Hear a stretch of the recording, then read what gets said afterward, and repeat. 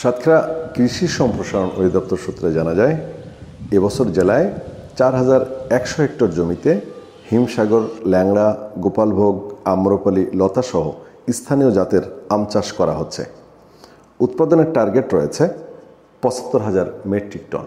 সাতক্ষীরার আম বাগানগুলো এখন মুখরিত মৌ মৌ গন্ধে। থোকা থোকা মুকুলের বাহারে বাড়িয়ে দিচ্ছে আম বাগানের সৌন্দর্য। মাটি ও আবহাওয়ার গুণে সাতক্ষীরার আমের খ্যাতি দেশ বিদেশে।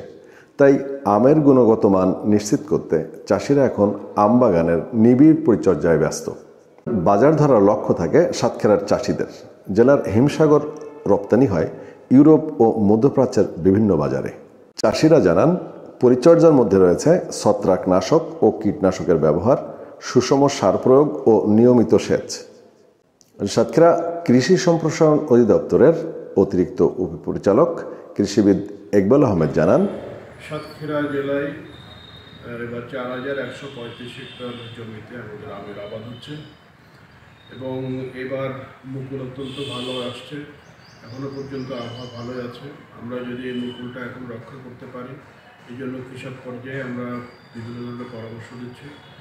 ইতিমধ্যে আমরা কৃষকদেরকে একটা আমের স্প্রে দেওয়ার জন্য বলেছি, যেখানে ইমিডাক্লোপিড গ্রুপের একটা ওষুধ আছে, কীটনাশক, এবং একটা ছত্রাকনাশক